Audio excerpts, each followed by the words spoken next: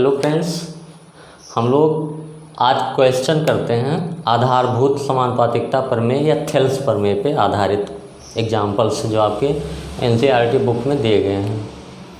तो एक मिनट में हम लोग समराइज कर लेते हैं कि क्या होता है थेल्स प्रमेय।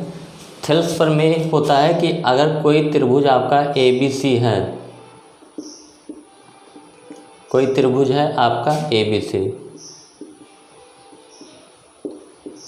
और आपका कोई ये D लाइन है, D रेखा जो है BC के समांतर है, यानी किसी एक भुजा के समांतर एक रेखा खींची गई जो दोनों भुजाओं को दो बिंदुओं पे कट करती है। तो ये जो रेशियो होता है AD/DB = AE/C, D समांतर BC है तो AD/DB = AE/EC। ये पूरा आपका क्या है समरी है कि किसी त्रिभुज में एक भुजा के समांतर जो रेखा खींची जाती है दोनों भुजाओं को कट करती है, तो ये जो रेशियो होता है वो क्या होता है, इक्वल होता है। और इसी का विपरीत होता है, इसका विपरीत हम लोगों ने पढ़ा था प्रमेय 6.2। ये क्या होता है कि किसी त्रिभुज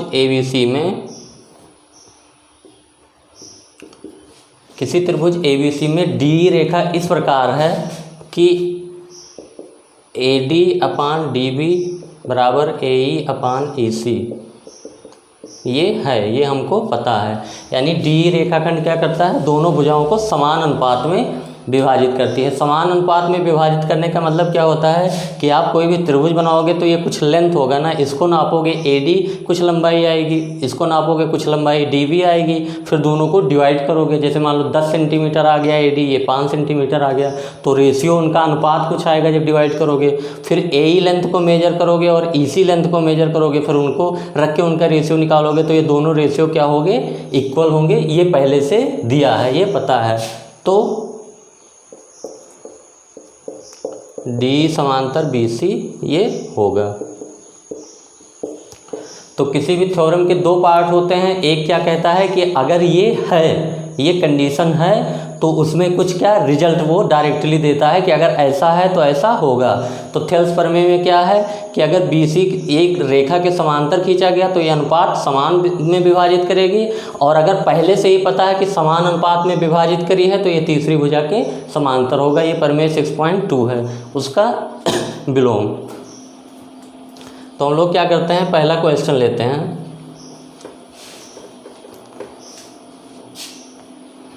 यदि कोई रेखा एक त्रिभुज ABC की भुजाओं AB और AC को क्रमशः D और E पर प्रतिच्छेद करे, तो क्या है आपका त्रिभुज आपका ABC है, ABC आपका कोई त्रिभुज है। AB और AC को, यानी ये AB और AC को D और E पर प्रतिच्छेद करे। कोई लाइन आपने ड्रा किया, ये क्या करता है, इसको D पर और इसको E पे कट करता है। अब इसको आप रखें, इसको रखने की ज़रूरत नहीं है। तथा भुजा BC के समांतर हो, यानी D क्या है, D समांतर BC, ये आपका दिया है। ठीक, तो हम लोग एक सेकंड देखते हैं कि यहाँ पे क्या दिया है इसका सलूशन में। त्रिभुज ABC में क्या दिया है कि D समांतर BC, ये क्या है, ये दिया है। और AD/AB = AE/EC, ये क्या करना है, सिद्ध करना है।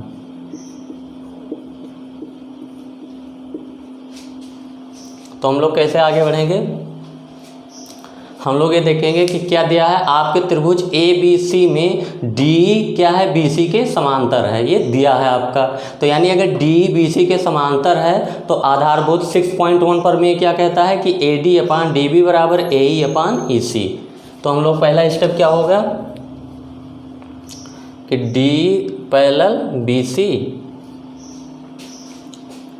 आप ऐसा करिए, in triangle A B C D parallel A C D parallel B C, तो A D upon D B equal to A E upon E सी।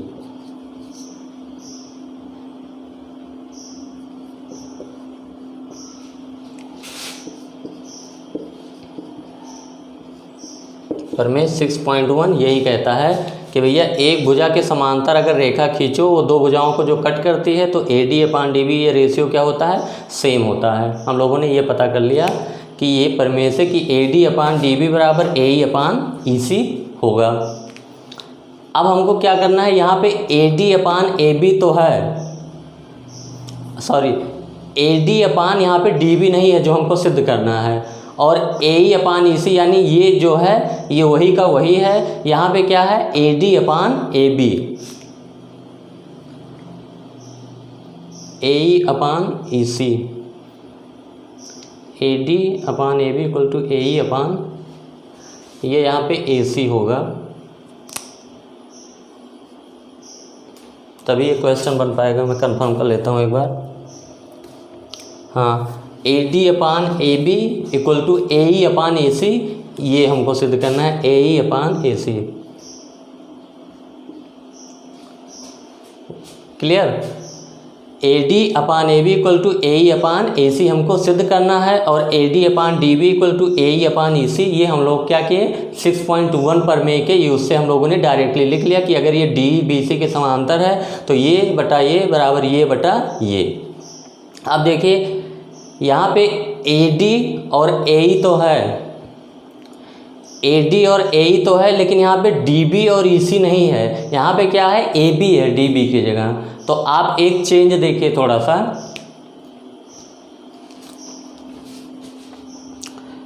एक चेंज ये देखिए कि क्या करते हैं कि इसको क्या करते हैं, पलट के लिख लेते हैं, D B upon A D equal to E C upon A ई।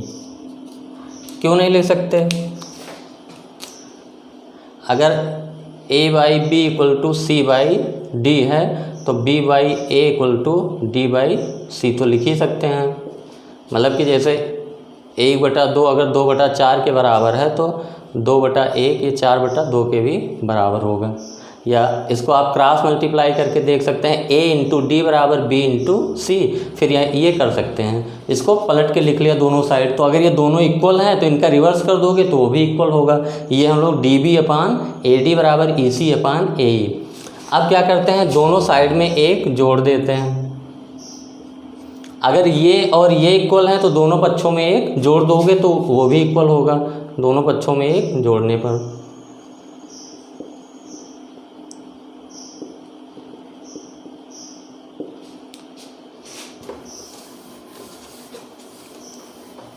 उसके बाद एलसीएम लीजिए तो ये क्या हो जाएगा, D B plus A D, ये आपका क्या होगा, D B plus A D upon A D equal to E C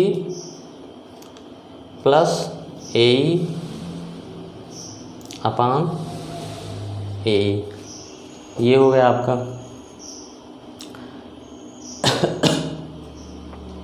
D B plus A D, D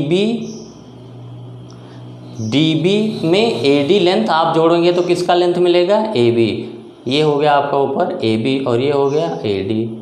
और ई सी लेंथ में आप ए ई लेंथ जोड़ोगे तो ए ई लेंथ में जब ए सी लेंथ जोड़ोगे तो ई सी लेंथ जोड़ोगे तो आपको ए सी लेंथ मिलेगा, ये ए सी अपान ए ई। ये हो गया आपका। क्यों हुआ, क्योंकि D B plus A D,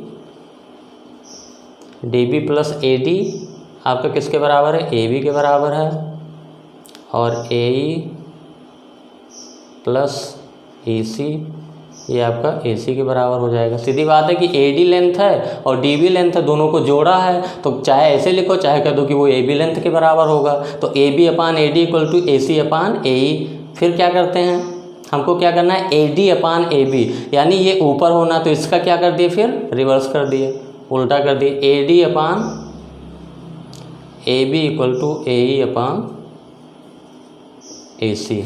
हमको यही सिद्ध करना था।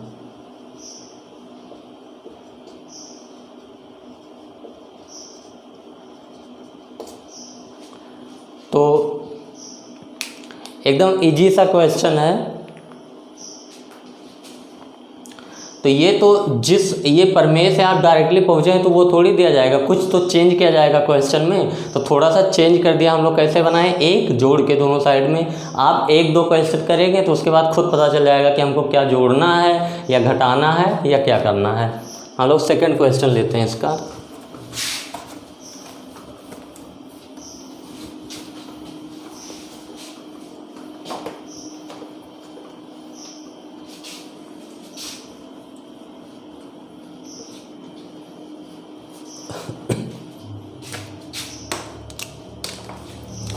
एक उदाहरण 2 है।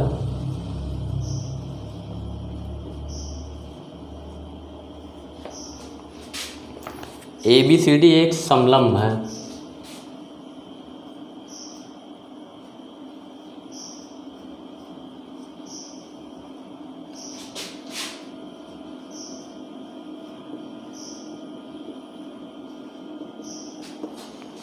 जिसमें AB समांतर DC,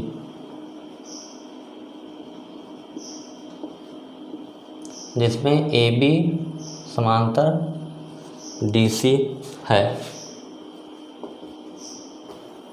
असमांतर भुजाओं AD और BC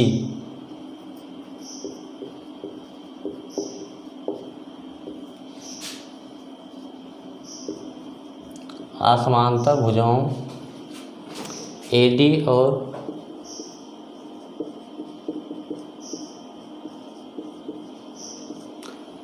BC पर क्रमशः बिंदु E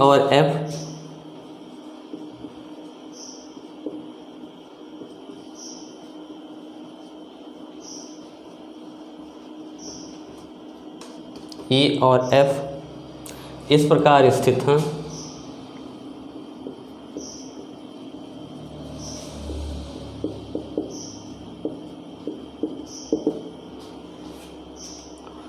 कि EF भुजा AB के समांतर है, कि EF समांतर AB है। दर्शाइए कि AE/ED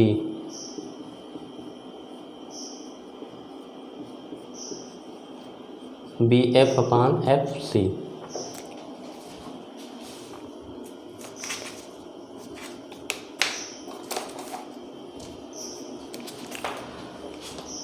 इसमें फिगर भी आपका दिया रहेगा।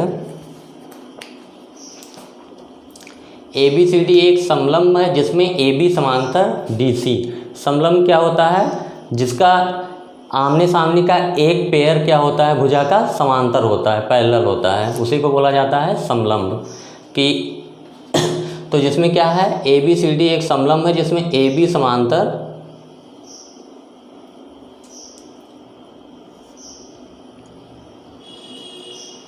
ये ABCD,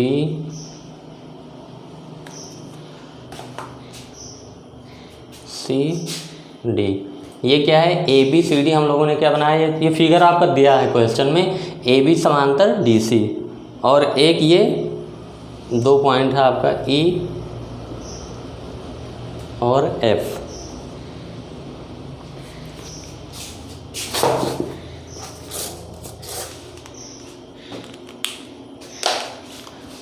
तो हम लोग इसको करते हैं। ABCD एक समलंब है जिसमें AB समांतर DC, यानी AB और DC क्या है? समांतर है। असमांतर भुजाओं AD और BC, ये AD और BC क्या है? असमांतर भुजा है समलंब की। पर क्रमशः बिंदु E और F इस प्रकार स्थित हैं कि EF समांतर AB, EF समांतर AB ये है। दर्शाइए कि AE/ED बराबर BF/FC। तो हम लोग देखते हैं स्टेप से कि क्या दिया है आपका। पहले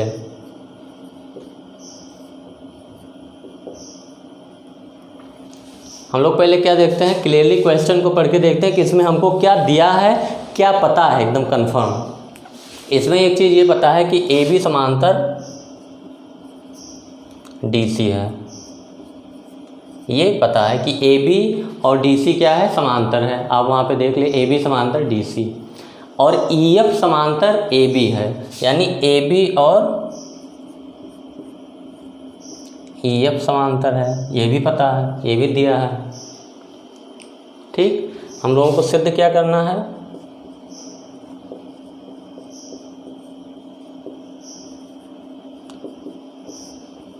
ए E upon E D equal to B F upon F C.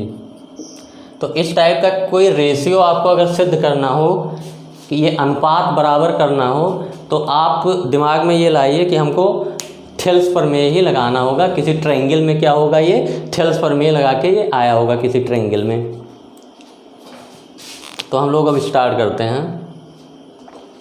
तो जो सिद्ध करना है उसको देखिए, ए ई डी, ए ई डी, और इधर क्या है, बी एफ एफ सी। तो आप ये कोई ट्रायंगल तो बन नहीं रहा है कि इसमें लगा देंगे। ए डी बी सी तो ट्रायंगल त्रिभुज में लगाते हैं हम लोग। तो क्या करेंगे, इसको थोड़ा सा इसको त्रिभुज जैसा बना लेते हैं। यहाँ से एक रचना कर लेते हैं, ये इसको यहाँ से यहाँ मिला देते हैं, बस इसको यहाँ से यहाँ मिला दिए, और इस पॉइंट को हमने क्या नाम दे दिया, ओ। पहला पॉइंट हम लोगों ने क्या किया, डी तथा बी बिंदु को मिलाया।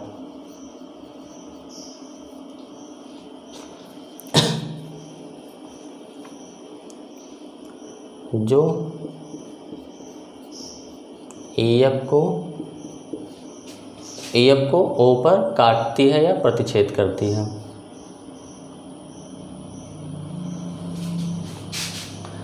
अब हम लोग देखते हैं कि इस ट्रायंगल को आप ध्यान से देखिए, ए डी बी को, किसको, कौन सा ट्रायंगल, ए डी बी, ये triangle A D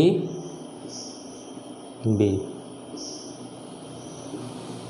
A D B में हम लोग क्या करेंगे, आधारभूत समानुपातिकता प्रमेय लगाना चाहेंगे, थेल्स प्रमेय। तो हम लोग क्या देखते हैं कि ये जो ईओ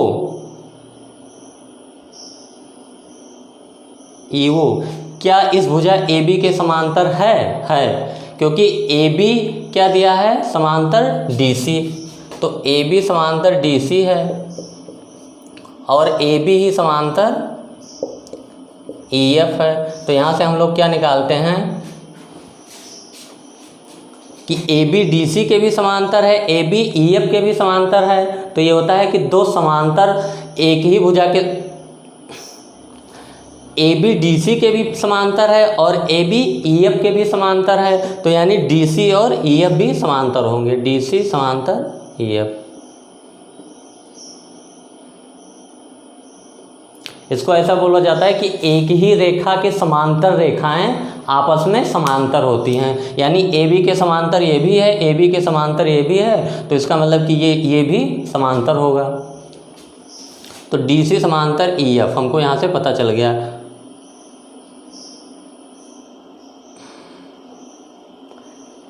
डी सी समांतर ई एफ,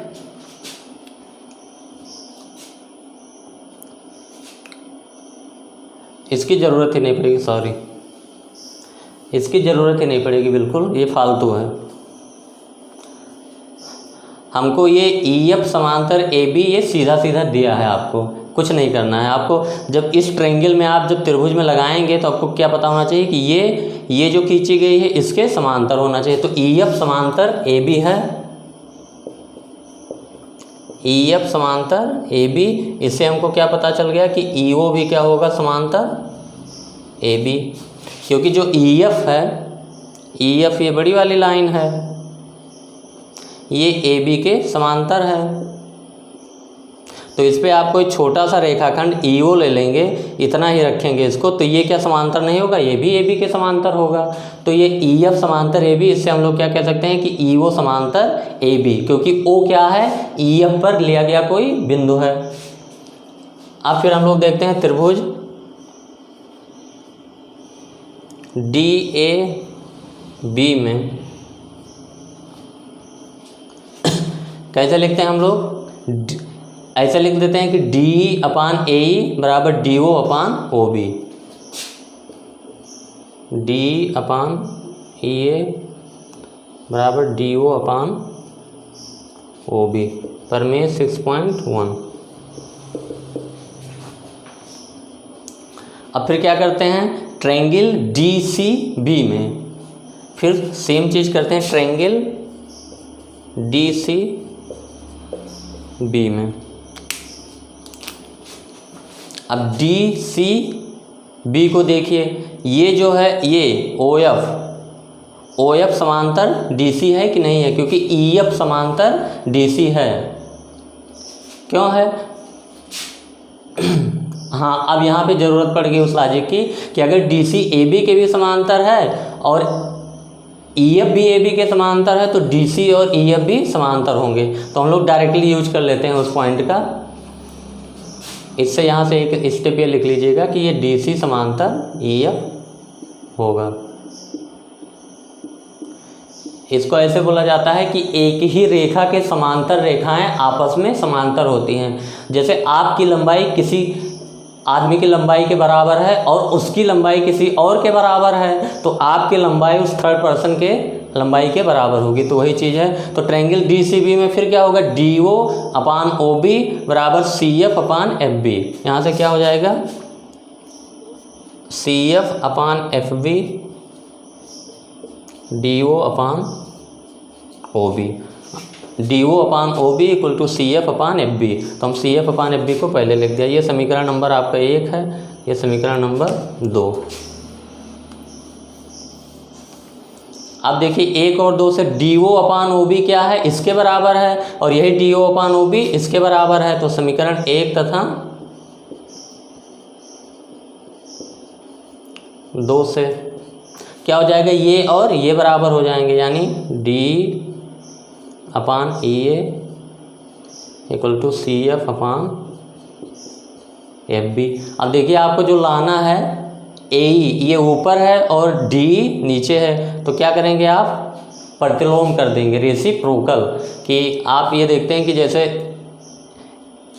ए बी के बराबर है तो 1/a भी 1/b के बराबर होगा, या अगर 1/a 1/b के बराबर है, या फिर ऐसे कहीं a/b अगर c/d के बराबर है तो b/a भी क्या होता है, d/c के बराबर होता है। इसी को क्या कहते हैं, प्रतिलोम कर दीजिए।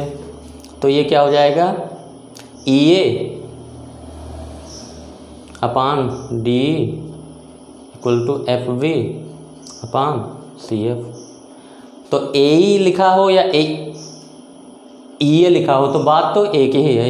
ये रेखाखंड है, जैसे मान लीजिए आप ये A है ये E है, तो आप इसको कहो AE रेखाखंड कहो या EA कहो, दोनों में कोई चेंज नहीं है। तो ये वही चीज़ तो लिखा है AE, यानी AE अपान, सही से लिख देते हैं AE अपान ED, जैसे उसमें लिखा है वैसे सही से लिख देते हैं BF अपान FC।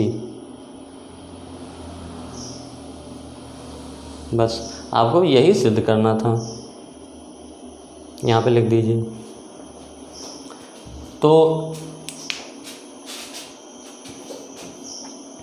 आपको दिया था ABCD एक समलंब है, AB समांतर DC है और EF समांतर AB है। ओके, तो हम लोगों ने क्या किया, हमको जो सिद्ध करना है AE upon ED equal to BF upon FC। तो ये जो रेशियो आता है ये ट्रायंगल में आता है, त्रिभुज में लगता है नियम ना, तो हम लोग त्रिभुज बनाने के लिए इसको यहाँ से मिला दिए। अब ये और ये पैरेलल है, तो यहाँ से AE अपान EA बराबर DO अपान OB, इस ट्रायंगल में आपका हो गया प्रमेय 6.1 से। फिर इसमें लगाते हैं प्रमेय 6.1, इसमें इस भुजा के समांतर ये खींचा गया है, यानी ये बटा ये बराबर ये बटा ये। तो यहाँ से क्या होगा, ये दोनों वैल्यू को इक्वल कर लिए और इक्वल करने के बाद वो वही लिखा था। तो हम लोग और क्वेश्चन करेंगे।